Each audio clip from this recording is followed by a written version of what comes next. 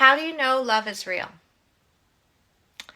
Okay, so we have a huge issue within our society where people think that love is just bright, shiny, happy, no fights, no disagreements, everything's perfect, and if it's not, then it's not love.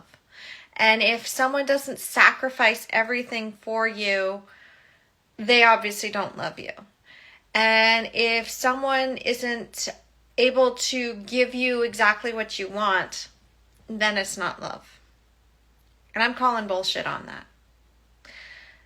The reason I'm calling bullshit is because I used to be that way. I used to think that attention meant love.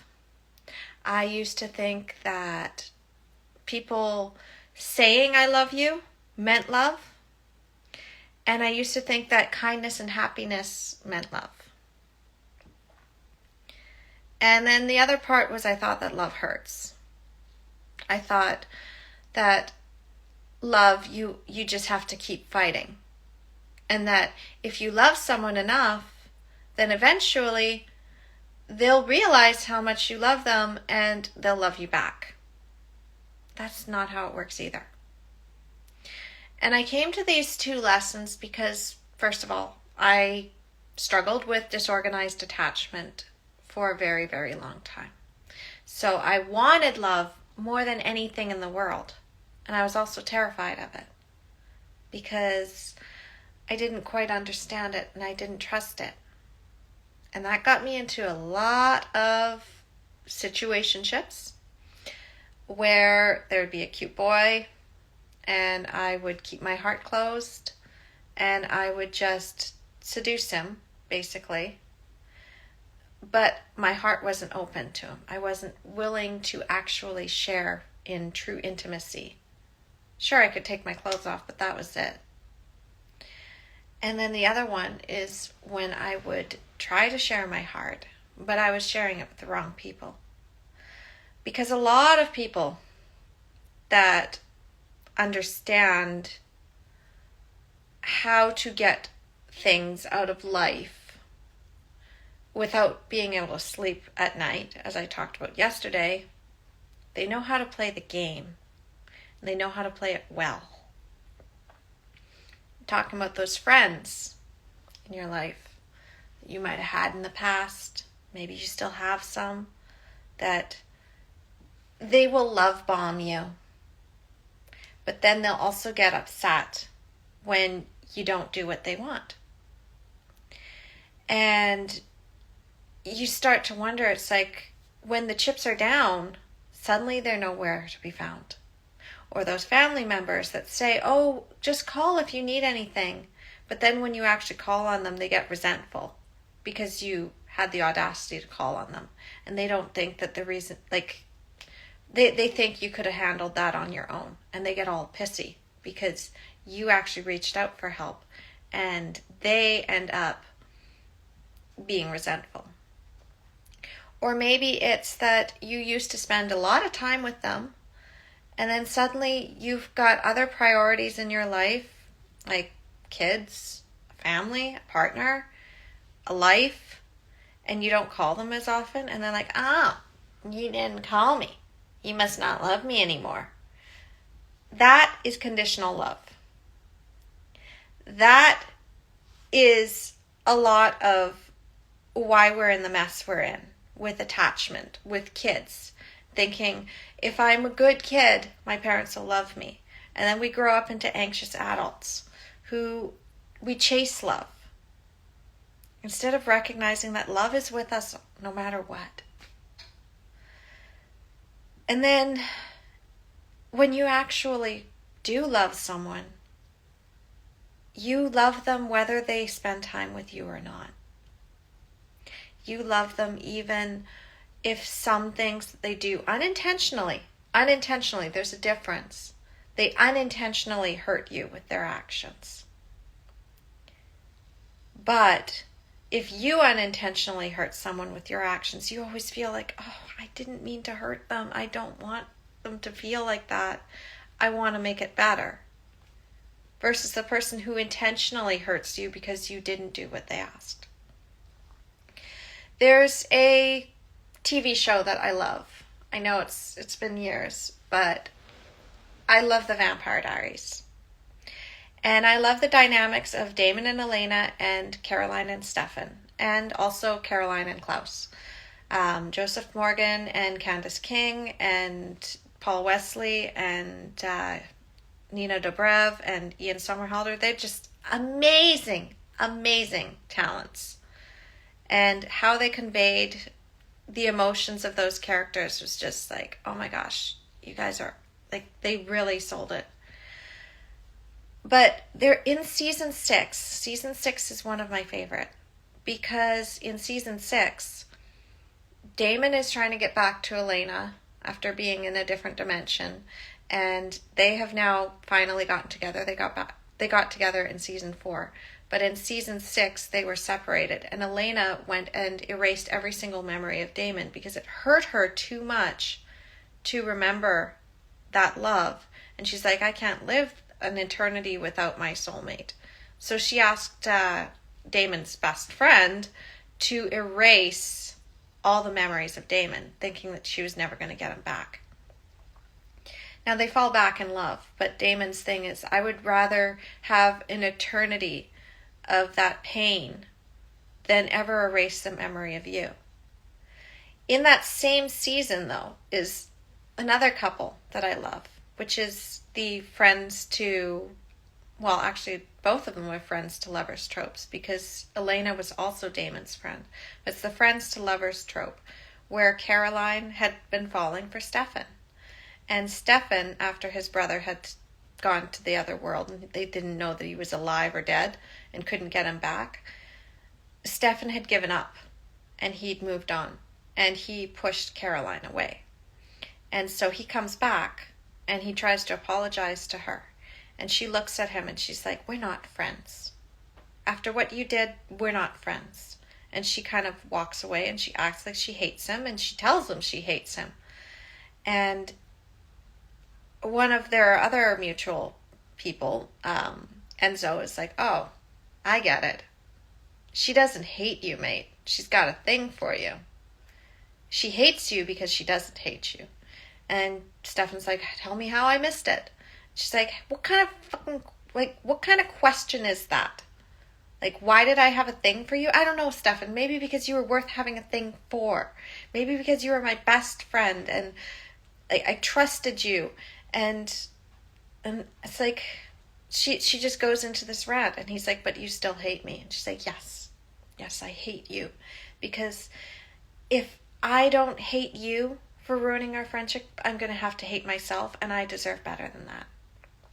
Now, it goes several episodes later, she admits she doesn't hate him, but she's still not willing to let go of her control, because a lot of bad stuff happens, and she's just like, I just can't do this.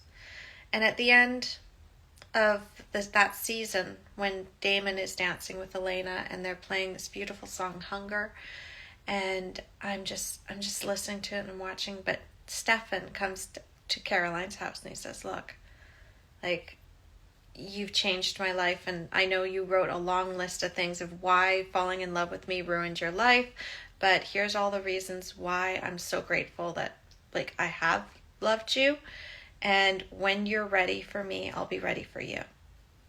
That's authentic love. Authentic love is not love where I love you, you don't love me, well, screw you, I'm going elsewhere. Can't do that. Not with authentic love. I learned that lesson over the last few years, because I do have a friends to lovers trope in my life. And he is the most extraordinary man, and he is my Stefan, and he is my Damon. He's the Damon to my Elena, he's the Stefan to my Caroline. He's the most extraordinary person. And he just, for whatever reason, he ran, he was scared, he didn't want to do that. He had to push me away. but I know he loves me. And I love him.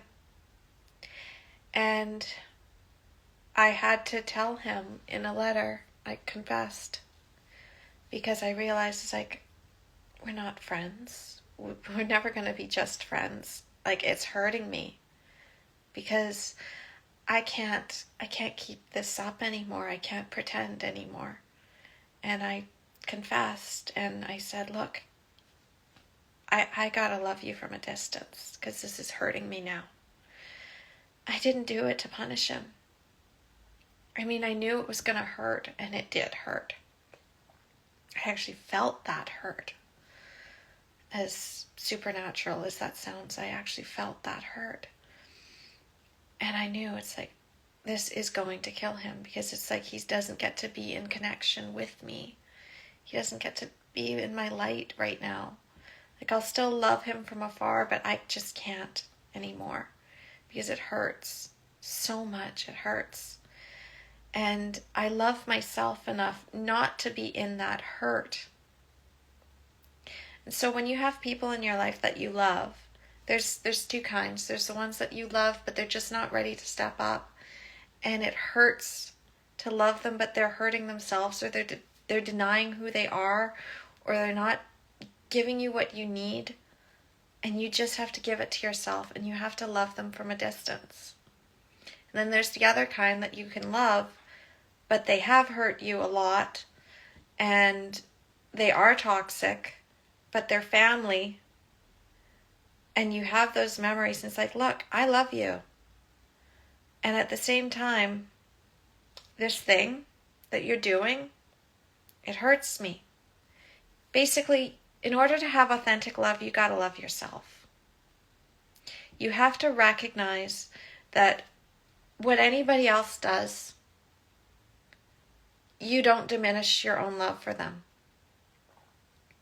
Whether it's some crazy lady on a SkyTrain who demands $5, and you can see that she's hurting, and you can see that she's like really like got all these issues, and you say, I'm sorry, I don't have that, and she throws a donut at you, true story, and you're like, I hope you heal. I'm really sorry. I hope you get the help you need. But I got to protect myself now, so I got to go over there. So you leave. But you don't hate people. You don't punish people. Because if you hate somebody, that's because under that is pain. They've done something that has wounded you, which means you care. You can't hate. The opposite of love isn't hate, it's indifference. So,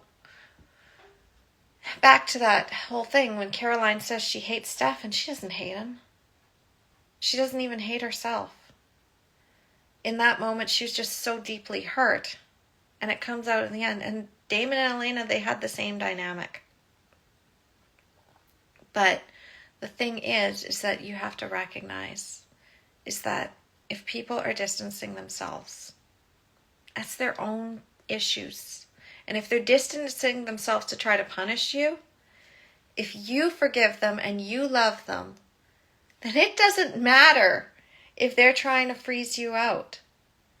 Because the second they realize, if they realize it, that you hold no grudge against them, you're not fighting back. You're just living your life. It just doesn't matter. So yeah, right now it's a little hard. And I don't know how it's going to turn out. What I do know is that I'm just choosing to love. I'm choosing to love. I'm choosing to forgive. I'm choosing to hold out that faith. And if he never walks through that door, I already know. I know now the difference between authentic love and just loving somebody just to have somebody. And I'm not willing to do that anymore. I was a placeholder for people. And I used other people as a placeholder, and I won't do that anymore. Not now that I know the difference between conditional love and authentic love. So I'm going to invite you to ask that question. Are you with somebody because you just can't be alone? Or are you with them because even if they were pushing you away and keeping a door locked on you, that you're still going to hold out that faith? Because if you're holding on to that hurt, you can't see the love underneath. And yeah, your true love is going to hurt you, not intentionally. Your karmic love will hurt you intentionally, but your true love will not.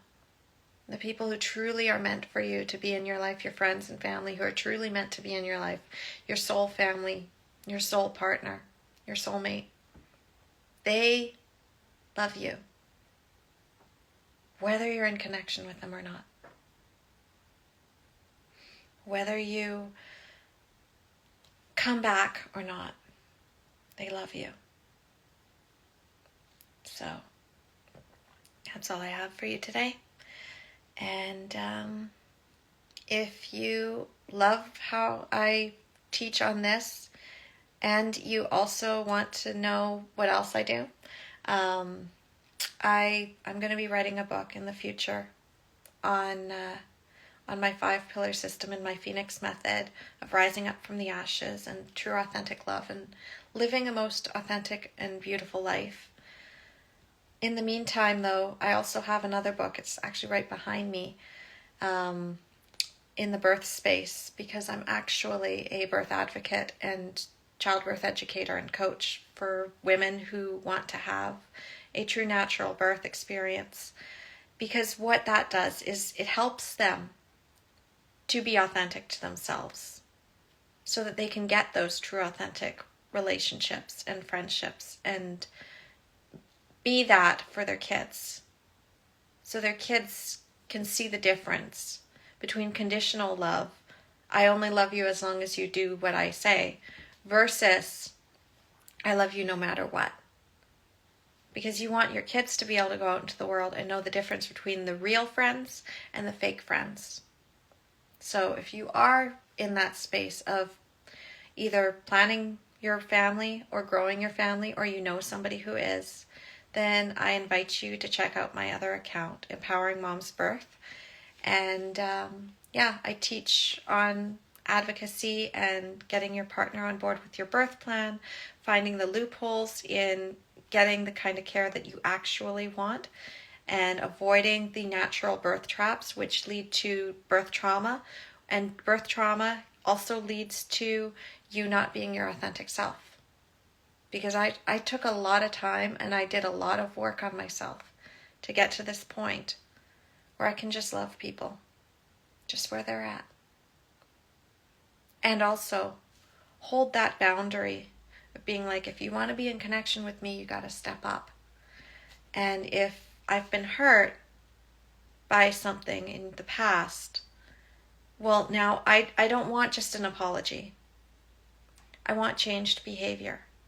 I want to see that you've actually changed your behavior, that you've identified the pattern and that you're working on that pattern. You recognize that pattern isn't who you are.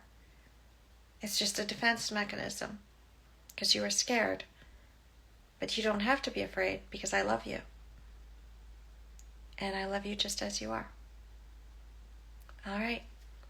So I have a call to jump onto, and I will talk to you later.